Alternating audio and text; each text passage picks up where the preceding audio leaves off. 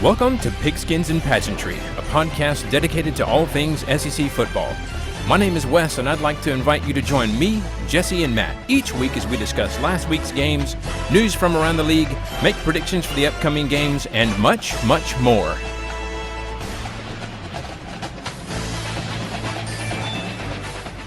And what is happening, everyone? It's Wes. The dogs enjoyed a day off, but there was still some good games on the television, including the infamous third Saturday in October game between Alabama and Tennessee. We don't need to discuss. We really can. Well, and that conversation will be pretty one-sided today because Jessie has some prior work obligations this week and will be out, so she doesn't even get to. She didn't get the gloat. I don't even have to listen to her gloat. She didn't get to smoke a cigar on tape. I'm okay with it. But Matt and I are forging ahead. So what's up, sir? I see where you are. That does not bode well. But how are you doing? Listen, the battered Vol syndrome is back in full effect. There's no way it ever goes away at this point. It is the way that the world is. This is how we live. I'm in my padded room screaming at the walls because Nick Saban is the devil. Well, like I was saying before the show started, I might be joining you in that padded room if the Georgia defense can't figure some stuff out. We'll see. We'll see. Hey, you know, when these games happen, you throw out the records, you throw out all the prior speculation. Listen, if you can't get up for the Florida-Georgia game, then you can't get up. Well, this is true. Come out. They're going to come out firing. Yeah, exactly. You can't. You're doing that thing that you do where you're like, well, I don't know, guys. It might not go that great. That's how you do that every time. It's a every year you do that. It sounds just like you. It does. It was great. Well, let's talk about the games from last week, and we'll get through it. Always remember, if you ain't first, you're last. All right, the first game from last week was Speaking of last. State. Mississippi State at Arkansas. Mississippi State won this one 7-3. That's right, a baseball score, 7-3, and nobody got the point here because So, like, you want to talk about ugly? Like we said, this was going to be our dumpster fire game of the week, and it definitely lived up to the hype, right? So, no offense in this game. Will Rogers missed this game with a shoulder injury, ending his streak of 38 straight starts, by the way. So Mike Wright got the start for State. Neither quarterback in this game had 100 yards through the air. Neither quarterback had over 100 yards. And ultimately, I guess it was the team that made one more play than the other that won, I guess. State finally gets a conference win and moves to 4-3 overall, while the Razorbacks remain winless in the conference and dropped to 2-6 on the season. That is rough. Like, to make a bowl game, they got to win every single game from here on out. Yeah. Matt, what are your thoughts on this one? Well, like you said, this wasn't a great game for either offense in this particular one. A couple of big turnovers. There were a couple plays where it looked like it was going to bust open for State or for Arkansas, and both of those plays ended up getting negated because of penalties or a false start. So you could have had multiple scores in this, but it got taken off the table. Barely over 400 yards total offense with both teams combined, which is a huge yikes. You got to feel for the Razorback and Mississippi State fans who had some success last year, and they want more of that success, and they're just it's not working out the way they want it. By the way, I think Arkansas has relieved Dan Enos, their offense coordinator, of his duties. I think that he's gone from the team. I don't think that he's with Arkansas anymore. I seem to remember seeing that headline come across on Sunday. I'm just curious as to how is Arkansas going to bounce back from this. Like you said, Wes, they've got to win every game coming out now to qualify for at least a somewhat decent bowl game. So you got to wonder if Pittman's seat is now for real starting to warm up a little bit. I know that we were kind of laughing at that concept a couple weeks ago, but the reality of the situation is you're 2-6 and no wins in the conference. That's a bad look. That's a really bad look. Well, he did what he had to do, and he got rid of the OC, which is interesting because when we, a couple of weeks ago, had the segment about should Arkansas fire Sam Pittman, and that was more tongue-in-cheek at the time. But we had several people respond on YouTube saying that Enos has got to go. Like it's not necessarily that we have a problem with Pittman. We have a problem with Enos, and he's just not clicking with the offense. So I think was he the Falcons head coach or something at one I point? don't remember his It seemed to resume. be some sort of. I'm gonna look it up. You keep talking, Wes. Go ahead. But yeah, it's definitely talking about hot seat. This is something that Pittman had to do. If he didn't do anything, I think his seat would be even hotter, because I mean you got to recognize that things are not working, and you got to make the necessary changes. So this is a necessary thing. He was the assistant head coach at Bama in 2018. He was an offensive assistant at Michigan in 2018 as well. He was at Miami, where he was their offensive coordinator. He was at Cincinnati, where he was the running back coach. He was the OC at Maryland before coming over to Arkansas. Yeah. So that was actually just a pretty quick trip for him in Arkansas. And obviously real short trip. Obviously things not working out. So we'll see how things go from there. And if they're able to get things clicking again on offense, because we've watched their offense do well. We watched KJ Jefferson do well. It would be nice to see them to get back to that. So more to follow there. All right, let's get to the next game, and that was Tennessee at Alabama. Bama did win this one, 34-20. I got the point here. Matt, I'm going to turn it over to you, but first, all I'll say to sort of set things up is this was a game of two halves. One team showed up one half, one team showed up another half, and and the team that showed up didn't show up in the other half. So anyway, what are your thoughts? What you got? Wes, I'm going to do an impression. You ready for this? What's that? Okay. Go for it. We really do hate it. We really do hate it. Oh my God. I don't know what happened here. But my boys, just like I said, battered ball syndrome is a real thing, and it showed up in hurricane force this weekend. That was probably one of the better halves that we've seen Tennessee play this season. They came out in that first half, and I was like, what is this? Where are we at? Joe Milton looked like a god, and I'm like, okay, here we go. Finally, we've uncorked it. We can actually play some football. And then the second half started, and Bama made some adjustments, and they just dominated UT in the second half. And I don't know what happened. The offense couldn't get anything going. Milroe might be the guy. He looked like a completely different animal in the second half too. I mean, he finished with over 200 yards of offense and 2 touchdowns. I mean, he looked pretty good through most of that particular game. I mean, Bama put up almost 400 yards of offense, and it didn't look bad offensively. It's just we couldn't do anything. They scored 27 straight unanswered points in the second half. Play calling for Tennessee was very suspect. There were a lot of situations where we find ourselves in like 3rd and 8, 3rd and 9, and we're running a little, drag play right up the center of the gut. And it was just, God, there was a lot going on there. This is another stat that I wrote down that I wanted to mention too. Tennessee since when was the last one? Oh crud, I forgot. I can't remember. It doesn't matter. Since beating Bama last year. There we go. Tennessee is 1-4 in their last 5 road games. And that's a bad look. That's a really bad look. That only win that they got was against Vandy. It's just, we don't play well on the road. We got to go on the road this weekend against Kentucky. That's got me nervous. And I do want to go ahead and throw this out there. There were a lot of people all over Twitter complaining about the officiating in this game. And I will be the first one to say that I agreed with a lot of this. There was a lot of really egregious, really bad calls. And yes, they did seem a bit one-sided. There were several holding calls on Bama's offensive line where they didn't call them at all. And you're just like, how are you not calling that? My 86-year-old grandmother could see that was a hold. And there was just a lot of really bad calls. But hold on, Matt. Jesse's calling me. What? Yeah, I can't believe he would say that either. Yeah. Well, I'm just kidding. Wow. Go ahead. Wow. Yeah. Wow, Wes. But the thing is you can't give up 27 unanswered points and then expect to blame it on the refs. You just can't.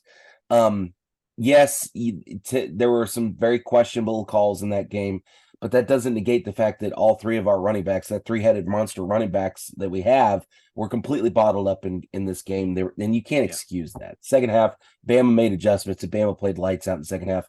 And long story short, Tennessee loses. I am curious as to how Tennessee's going to bounce back from here. Granted, 2 losses in the season, especially this late in the season, is really not that bad, but it makes you worry because you're like, how are they going to respond? Are they going to be able to beat Kentucky? God knows we're going to probably struggle with Missouri. You're going to have a couple, and Georgia's still got to come up to Neyland this year too. So there's a lot of football left to play. Now, all that being said, Bama, like you said, looks like they're starting to make that adjustment, starting to find their feet. That could be dangerous, especially going into the second half of the season. So, Saban showed why he's got all those national titles, and why he has all the wins that he does, and why he's one of the greatest coaches to ever coach the sport. So, I will doff my cap to the Tide. We got outplayed the second half. It is what it is. Although on a personal note, I'm going to say this one little thing, and then I'll shut up about it. Jermaine Burton is a piece of garbage. Full stop. He's a piece of trash. I mean, he's a bad human. He kind of puts his lack of discretion, shall we say, on display almost every week. He really does. And Bama fans don't really even justify it. They're like, yeah, we don't like him either. No, they just kind of roll with it. And I get it. I mean, the kid can play some football, but jeez. Right. It's just amazing what success will make you overlook, and not necessarily that not that they're justifying it, but it's. Yeah. I mean, between kicking a guy off of you after he's tackled you in the end zone with both cleats, with side, both cleats. Yeah. That was shocked they didn't throw a flag on that, but they didn't. Yeah. And then decking a co-ed after the Tennessee Bama game last year. But it's Jermaine Burton. It's fine. Now He's I know Bama fans will reference the punch of by the Tennessee player. Give me a break. No, but come on. But let's definitely be fair, because there's no way he was trying to punch the guy in the head. It was very apparent that the guy wasn't down and he was trying to punch the ball out. I mean, that just looked like a regular football play to me. But every Bama fan in the country was convinced for a fact that he was trying to punch that guy in the face. And I can tell you something, if he had been trying to really punch him in the head, he'd have got his head. Right. Well, not to mention, and I say this every time we talk about a fight on the field, I'm like, the guys are wearing helmets. That's stupid. Why would you want to hurt your knuckles? Anyway, I know people get caught up in the moment, but and I'm not a Tennessee fan, and I'm not trying to justify stuff. I'm just saying that that was definitely just a football play. As a Georgia fan, I wasn't really sure who to pull for this one. Like I found myself torn as the game went along. I'm like, oh, that was a great play. Oh no, that was a great play. Like who do I go for here? Like, because there are scenarios. Obviously, it helps us in the East if Tennessee loses. But then let's say that we make it through the East, and I'm not necessarily sure if I want to play Bama in the SEC championship, because Bama's going to do Bama things, and they're going to look like they struggle throughout the season, and then they're going to play a great game when it counts. So anyway, so we'll kind of have to feel that out as things go too. Obviously, we just got to win games, but I felt like this was a microcosm of Alabama's season, like starting off slow and figuring things out, and and looking confused out there, and then getting progressively better as the game went along. Like I said before, definitely a tale of two halves. Questionable decisions by Tennessee going for it on fourth down, not just the fact that they went for it, but the play calls that they had. Like some of them were, like lining up in the shotgun, and all these long developing plays, plenty of time for the defense to get into the backfield and stop you behind the line. And I don't know why we didn't throw on a couple of those fourth downs too. I was like, Milton's not looked bad today. Why don't you air it out a little bit? But I wasn't necessarily mad at going for it on fourth down. I was more, questioning, like, what in the world is that play call for fourth down? Anyway, so like I said, I know there's some questionable calls by the refs as well, but the offensive play calling wasn't doing them any favors either, especially in the second half. So, and obviously the scoop and score was just the backbreaker that just sort of ended it. I had turned that bleep off to that point because they were winning. Because here's what happened. I was in, where was I at? I was in the car. We were driving back from somewhere through the entire first half. So I didn't watch the first half. I was just looking at things Oh, I was at the Houston County game. That's where I was. I All right. watched Okay. just the notifications through the first half. Hmm. I got home right at halftime. I was like, all right, let me watch the end of this game and beat the crap out of Bama for a second year in a row. Mm. And then about midway through the third quarter, I was like, I must be the problem. I closed my laptop and I didn't go back to watching the rest of the game. I just Oh watched man. updates on my phone. It was god awful. I actually had a student come up to me this week and they said, "So, Mr. Fortson, how do you feel about taking that L against Bama?" I said, "It's no different than any other year. We beat them once in the last 27 years. I don't know what you want from me. I mean, it is what it is. Let's hope we can get them next year. And we I move did on." like what Peyton Manning said about the game Oh, beforehand. He was just like, yeah, really Peyton giving them can't, a little bit of bulletin yeah, board really can't material. remember a game where Tennessee didn't do well against Bama. It's really been lopsided ever since 2022. Yeah, he makes a solid point though. It was good last year, not Yeah. this year. Anyway, before we get out of here, obviously Jessie did leave a note here. She said, "Thank God the combination of a cigar and scotch after a game just felt right. Happy third Saturday in October." Mm. So there you go. She enjoyed this year's a lot more than last year's. A lot more, yeah. All right, next, South Carolina at Mizzou. Mizzou winning this one 34-12. Good grief. Jesse What and I is both happening? Yeah, we both had the same point differential. We did the math there. Jesse gets the point. So kudos there. I don't have a lot to say about this one. Missouri just dominated this one in basically all forms, on all sides of all aspects of the game. Here's an interesting stat. Mizzou 7-1. Their 7-1 start ties the best start since joining the SEC 2013 when they won the East. What is going on? Is this real life? Matt, what do you think? Apparently Missouri found whatever magic juice that Tennessee had last year, and they've been recreating that up there in Missouri, I guess. I don't know what in the absolute what is happening. Missouri has Nobody does. confused me all year long. Every week we've been like, okay, Mizzou's looked okay. Let's wait for the loss to come in. And I don't think we were going to get it against Carolina, but they just dominated Carolina. Like they beat them within an inch of their life, and you're just like, okay, maybe this Missouri team's legit. They're threatening the East. They legit might have a shot at this thing. If they catch UGA napping when they play, and they play in a couple weeks, don't they? Yeah, weeks? and I'm so glad that game's at Oregon? home. If that Ooh, game boy. was at Mizzou, I would be even more sweating. That game's going to be very interesting to say the least. Watch Missouri will come out and lay an egg in that one. This will probably be where they get exposed. We'll see. But it doesn't negate the fact that Missouri's had a heck of a season. Schrader looked like an absolute bear in this thing. Over 150 yards and 2 touchdowns on 26 carries. I looked back at his earlier stats for the year. He's been over 100 yards 3 different times in those games, once against South Carolina and another game against LSU. He was 120 some odd yards. So he's having a heck of a season, and they're leaning on him. That offensive line was very physical through most of this game. They were able to control the line of scrimmage, and Missouri's defense was able to hold Rattler in check, kind of to keep him out of the end zone, only hold him to about 200 yards and a takeaway as well. So when you can hold Spencer Rattler to those numbers, and when you can keep their leading receiver under 50 yards, you've done a pretty good job defensively. So kudos to Missouri. They're getting it done. I'll be very curious to see how they're going to stack up against Georgia in a couple of weeks. Question: Drinky, Beamer. I know right now you dislike both of them. What? Oh wait, are we asking? What? I need you who to do you clarify dislike more at this point? Oh, and just don't like them. Yeah, because you've had some pretty strong things to say about both. That's tough. I feel like it's still Beamer. I just feel like Drinky's just annoying. I don't really think if you're a Missouri fan, I'm sorry. I'm being real here. I'm just keeping it 100, as the kids would say.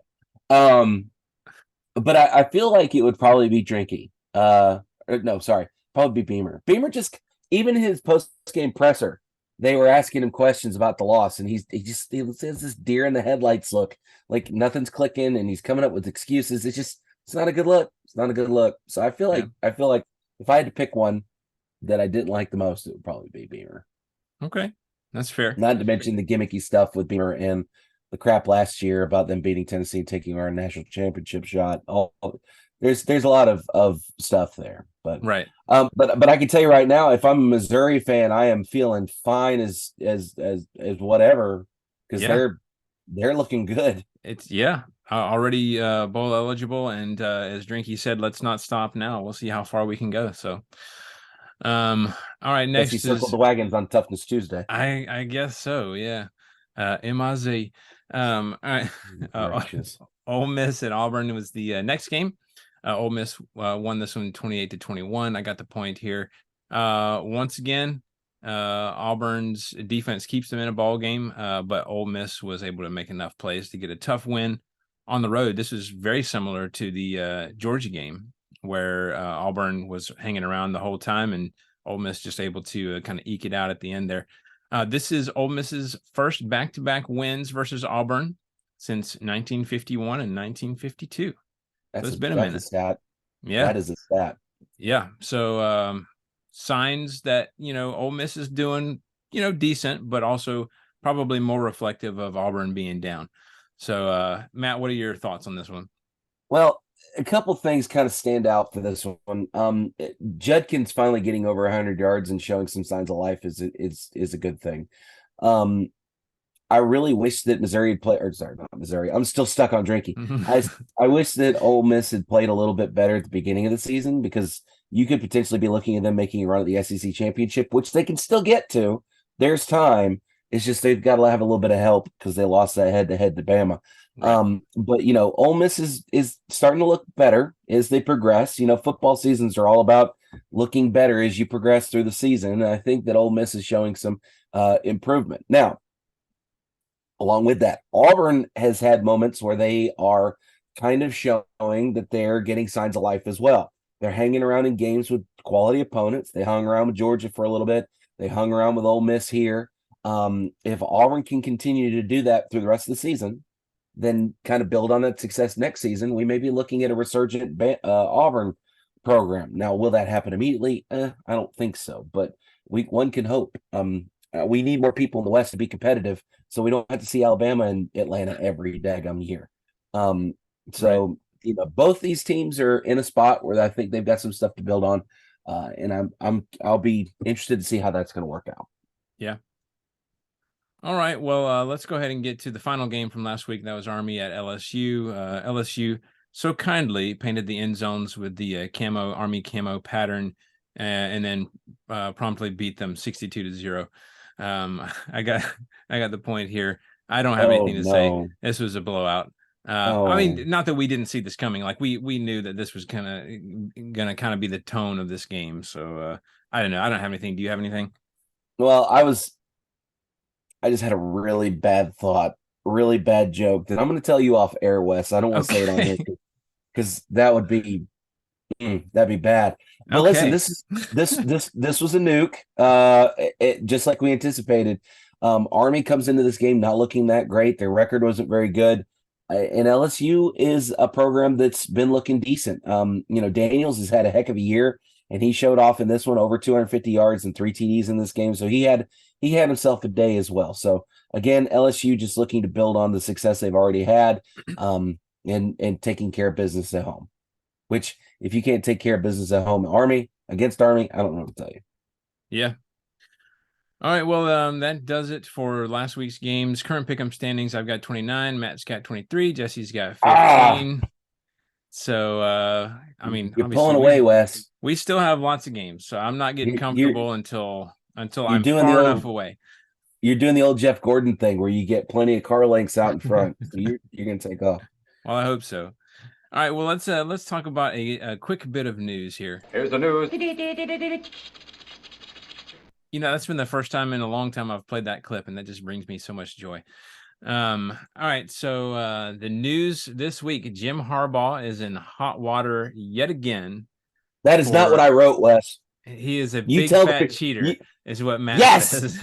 Yes, old Khaki Pants is a big fat cheater. Every Michigan fan just reported our page for everything. I Yeah, stand by what I exactly. said. What I said. I'm not going to be able to post anything else because our page is just going to be No. on lockdown. It's going to just be an absolute mess of. This is what happens when Jesse's not here.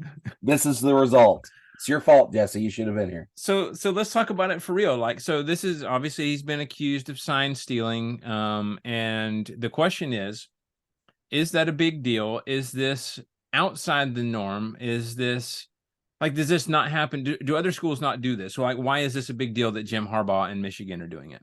Well, I think the big thing that most people are taking out of this is the fact that he got caught doing it, which shows, that this is kind of suspicious. Harbaugh has done a lot of things to kind of get himself on the NCAA's radar over the last couple of years. And I think this is one more thing in that column that just makes him look, again, worse.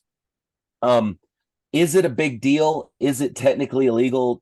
I don't think so, but it's just a very bad look. As Jesse would say, the optics are not good. It reeks of desperation. It reeks of what's the word I'm looking for? Bad sportsmanship. It's not a good look. It's not a good look at all. And yes, it may not technically be illegal. But when you're trying to steal signs, that almost tells me that you don't have confidence in your game plan to be able to pull off what you want to pull off. I think some of it is illegal in terms of, I think, was it some of the equipment that they used, some of the video equipment that they used? I don't know. I read something about that where there is a potential that some of it is actually against regulations, and it's not just a bad look. Like, it could legitimately be like something that they could be punished for. Well, I mean, it very well may be. And if the NCAA decides to come down on Michigan with both feet, then they very well may do that. But I don't know if they're going to actually pursue that or not. And again, I don't know the details, but I just know that it doesn't look good. Have you noticed how most coaches have reacted to it, though? Most of them are very chill and not jumping. Probably because everybody else does it. I know. I'm thinking it's kind of one of those things where as I judge, I'm going to be judged type of thing. I feel like a lot of them have that kind of attitude. It makes me wonder if Kirby and Nick have done something similar. Well, and I can't remember who said it. I saw a quote where, you could, one of the coaches said, you could give them the whole playbook, but they still got to stop you. That's right. True. So, and when we said that before we got on the air today, we were like, well, does that really, is it that much more different than just watching tape? Right. Because, I mean, you're going to watch tape. You know what the signals are going to look like. Right. The only way you're really breaking, like, if you're being, like, extra dubious about it is if you're sitting right behind their bench, hearing the auditory cues as well with the sound. I don't know, man. It's a mess. It just, again, Jim Harbaugh seems to stumble from embarrassment to embarrassment with that program. He just can't get a leg up, and he can't get out of his own way. Well, this might be another one of those cases where if you're already in the spotlight for, something bad, you probably want to be on your best behavior. So not Jim. Jim does not. Maybe even if it's not, some of this stuff isn't technically illegal, maybe we just sort of dial it back a little bit, but not Jim. I saw something earlier today that was talking about how apparently this particular little thing ended up in the hands of some Carolina coaches before Tennessee and Carolina played each other last year. And, Tennessee's offense was lights out against everybody until the Carolina game. Okay. So that kind of makes me wonder, and granted, that's probably all conjecture, or as some people say, fake news. But again, it does kind of ask the question, is this legit? Can you do this? Is that okay? And we don't really have a good answer. And Wes really liked that impression. I mean, I love it. Anytime there's impressions on the show, I love it. So, all right. Well, okay. That is obviously there's something's going to be in the news a lot more, probably. I don't see that one going away anytime soon. Investigations and all that. You better believe every Ohio State fan in the planet is sending an email to a senator, a representative. Hey, you need to go look at Jim Harbaugh and his cheating ways. Like, I guarantee that's happening. No doubt. I have no doubt that that's happening. So, all right. Well, we're a little bit of an abbreviated show this week, so we're going to go ahead and get to the upcoming games and make some predictions. Ladies and gentlemen, let's get ready to rumble! All right, so the first game of next week, South Carolina 2-5, 1-4 in the SEC at Texas A&M, 4-3, 2-2 in the SEC. That is noon on ESPN. Matt, what is your prediction for South Carolina at A&M? Beamer Ball is about to get their 6th loss of the season. Oh gosh, their 6th loss of the season. Boy, that's a bad look. The optics are awful. I'm picking TAMU in this game, 28-17. Yeah, I think that's going to be a good pick, and probably it looks like to be the way that most of our picks are going. This is at Kyle Field. South Carolina has been struggling. A&M's gotten better since the start of the season, I think, with a few rough patches recently, obviously against some really good teams. So I'm going to go Aggies here, 35-21. 35-21. Jesse is going with the Aggies as well, 31-21. I bet she hates picking Jimbo. Yeah, probably hurts a little bit, Jimbo.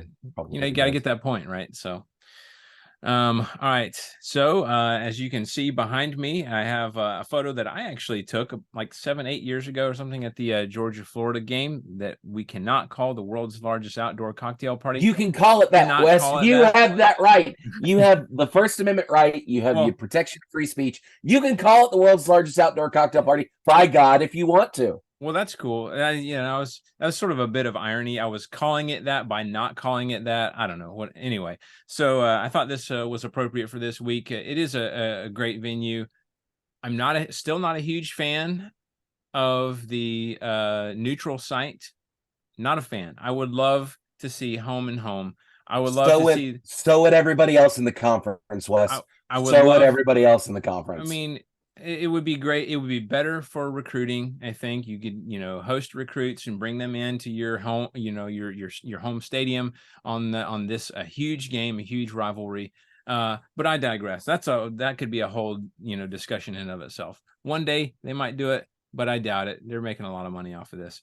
So City Jacksonville needs that shot in the arm. They're not taking that game anywhere. Yeah, and actually I think it was when this photo was taken. It was, I don't remember what numbers both teams were, but I think Game Day was there and SEC Nation at the same time was there. So it was. I will tell you this though, Wes. I don't know if Taylor Swift played a concert at that stadium, but I guarantee she would have made more money. Well, that is an excellent point. God knows Taylor can sell out a stadium. Right. Well, and this isn't a Taylor Swift podcast, but the theater, the concert in theater right now is making, I think it's like made more than most movies, like, of all time already. Listen, right. I don't look, the wife is a Swiftie. All right. So I bought her a ticket to go see that in Atlanta for Christmas, which I had to take a second mortgage out on the house to pay for the ticket. But that's beside the point. And then when we got back from our cruise last week, immediately we went to Atlanta. So her and our buddy Chance could go to the movie premiere. So she had a blast. Okay. And she was like, "You don't want to go?" And I'm like, "No, it's 11:30 at night. I want to go to bed. I do not need to go see the future Mrs. Travis Kelce dancing around on a stage. I'm good. Let's go to the house." Yeah. But seriously, Midnights is a bop. Anyway, let's go ahead. It is a really good album. I will say this about it. Yeah. All right. So the next game, as we should talk about Taylor more. We should, Jesse's not here. I'm sure she loves Taylor. She draws viewership too. Look at the NFL. How many more people are watching the NFL now because of her? Literally because of her. Did you see the numbers on Travis Kelce's jersey sales after they announced that those two was it like a 400% increase, wasn't it? 400,000 something, like it was some ridiculous number. It's like, oh, he's dating Taylor. I have to get his jersey. Like, Swifties are weird, dude. No offense. If you're listening to the podcast, you're also Swiftie. You're in a safe place. No one's saying boo about it. But man, they are very passionate. If Taylor had a college football program, there'd be no question on who's the most loyal set of fans. Well, not to mention the NIL. Can you imagine the NIL for that? I don't want to even think about the NIL. They would have all the best players all the time. All the time. All right, number Read one, them off, Georgia, Let's move on. 7-0. This has officially become a Taylor Swift podcast. Yeah, there's your title for the episode, Wes. This is all about Taylor Swift. It's all about Taylor Swift. 4-0 in the SEC at Florida. 5-2, 3-1 in the SEC. This is 3:30 on CBS from Everbank Stadium in Jacksonville, Florida. Matt, let's start with you. What is your prediction for Georgia versus Florida? Oh, before I forget, because this is a 3:30 kickoff and Gary Danielson will be on the call, he's still a horse's ass. He was during the Bama game too. Anyway, sorry. I'm saying all kinds of outrageous stuff. Jesse needs to get back here. We have to have that consistency, right? I mean, if you're going to talk about Gary Danielson, it's got to be. I've been saying it for 6 years now. He's a horse's pursuit. Listen, I want Florida to win this game. I want it so bad. No offense, Wes. I love you. I mean it. None taken. You're near and dear to my heart. But Georgia fans need a humbling something fierce. The Dogs need a humbling something fierce. This is a little bit of a trap game because Georgia's kind of had moments where they were kind of on top, kind of not, kind of slow, kind of fast. They can't pick up what they're doing. Brock Bowers is not in this game. This is the perfect recipe for this whole thing to come unraveled. But let's remember that this is Georgia. Kirby Smart, as much as I detest the man, is going to find a way to keep them focused. So I'm going to say Georgia wins this thing, but it's going to be by single digits. I say Georgia wins 33-24. You make a great point about Kirby getting teams up for the game, and I still actually have this clip, and I want everyone to hear it. It was one of the pregame speeches for the national title. Here you go. All I want to do is eat. I want you to eat. I want you to eat. I want you to want this. You want it? Do you want it? Show me. Like I'm ready to run through a wall right away after that. So I again, I'll say it one more time for the kid in the back. I hate, detest, loathe Kirby Smart. Yeah. But the man is a motivator, and he will find a way to get you motivated. He's like a drill sergeant, but he will make you good. So yeah, I get it. I understand it. I don't like it, but I get it. Georgia has not covered this year in many games. We've talked about this a lot, where they're supposed to win by a lot, and they win by just enough. You remember the old adage, Wes? Good teams win, great teams cover the spread. That's right. I think this is another game like Kentucky, though, where the Dogs actually wake up and play the game that they're actually capable of, even without Bowers. Obviously this week and this past 2 weeks, because they've had a bye, has been nothing but figuring out who's going to step up. And I guarantee you that everyone has been challenged, because without Bowers there, you got to have somebody who wants to be the guy. And I hope that's many of them, right, who want to step up to that calling. But, we'll see. The key for the Dog defense to me is going to be getting pressure on Graham Mertz, who has shown that he can sling it with the best of them this year. We talked about it before with the games that are coming up. This sort of begins that gauntlet for games for Georgia, where essentially every one of these games is a potential challenger for the East, as they go. So I do think that inspires the Dogs. I am going to go UGA 34-17. Jesse is picking Georgia as well. A lot closer, 31-28. So next is Mississippi State, 4-3, 1-3 in the SEC at Auburn, 3-4, 0-4 in the SEC. That's 3:30 on SEC Network. Matt, what is your prediction for Mississippi State at Auburn? Yeah, I'm going to go with Auburn in this one. Mississippi State looked really, really, really rough offensively speaking last week. Granted, they were without Will Rogers, so that probably played a part. But I don't know. I feel like Auburn's at a point where they're going to have a breakout game, and I think this might be it. Now, Auburn's not going to win this game by a huge amount, but I think they're going to get a big emotional win here. So I say Auburn wins 17-10. Okay. Yeah, I think this is going to be another rough, defensive-heavy game, although a little bit more offense than the State-Arkansas game. I mean, you couldn't help but have a little bit more offense than that one. Being in Jordan-Hare is going to be helpful for the Tigers as well. So, yeah, I'm going to agree with that. I'm going Auburn as well, 24-17. Jesse is also picking Auburn, 28-17. So We'll see how that one goes. Next, number 21, Tennessee, 5-2. You could have said number 1, Wes. It would have been. Yeah. What might have been? What might They're 5-2, 2-2 in the SEC at Kentucky. Same record, 5-2, 2-2 in the SEC. 7:00 on ESPN. Matt, what's your prediction for the Vols? I know you said a little bit earlier you were a little nervous being on the road again. What do you think? This is a night game in Kroger Field. If you've paid attention for the last couple of years, you know that Big Blue Nation gets up for night games at Kroger Field.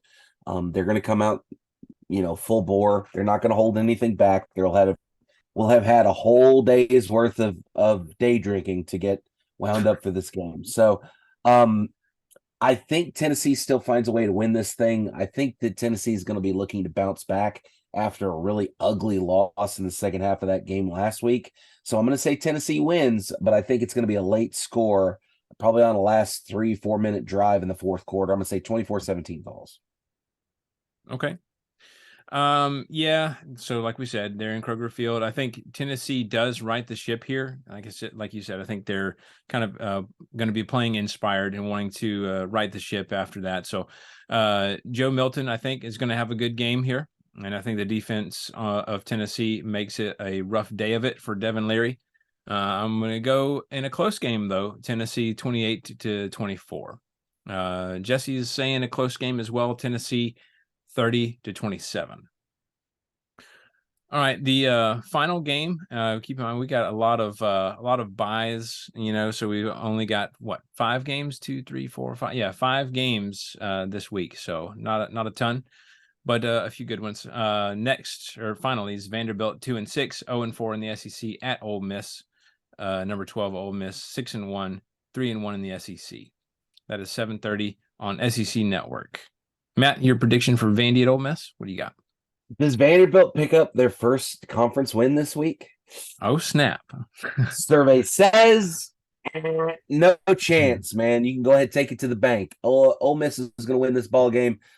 I'm going to say Ole Miss wins by a couple scores. I'm going to say 42-20. Okay. Yeah, this is expected to be a blowout. But remember, Vandy had a few surprises against Georgia a few weeks ago. I say Ole Miss wins, but I'm going to say they don't cover. I'm going to go Ole Miss 35-21. Jesse's going Ole Miss 35. What's the line at right now? I think it was closer to 3 scores. I don't know what it is right now. This was a couple of days ago, the last I saw. But I think it's a little bit more than that.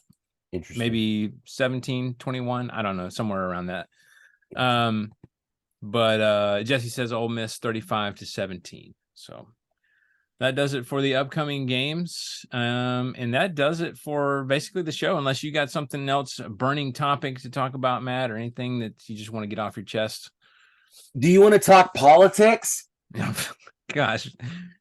And the rating, the ratings just went.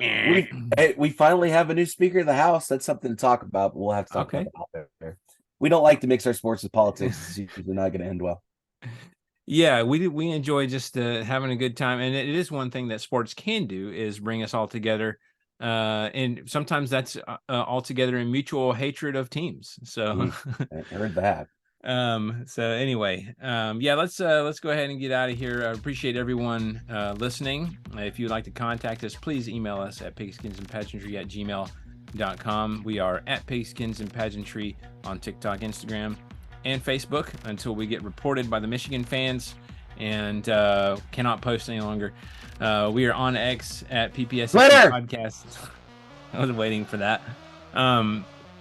Don't forget, we're available for download on iTunes, Spotify, Amazon Music, TuneIn Radio, and most podcasting apps for iPhone, Android, and other operating systems. If you enjoyed the show, please take a moment, subscribe, smash that subscribe button, and review.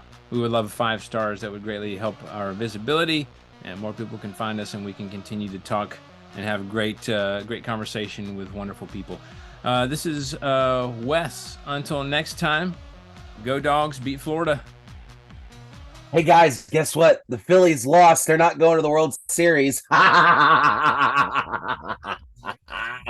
Go Vols. Beat Kentucky. So we have to spend just a little bit of time. Isn't it? Okay, let's talk about it. Isn't it wonderful when stuff happens, and then the universe just acts and just totally sets things right. Yep. It's That's all it's I'm going to say about that. It's like in an '80s movie when the jerkweed gets uppercutted onto a table at the punch bowl. It's comeuppance. We all love it. End the show, Wes. Okay.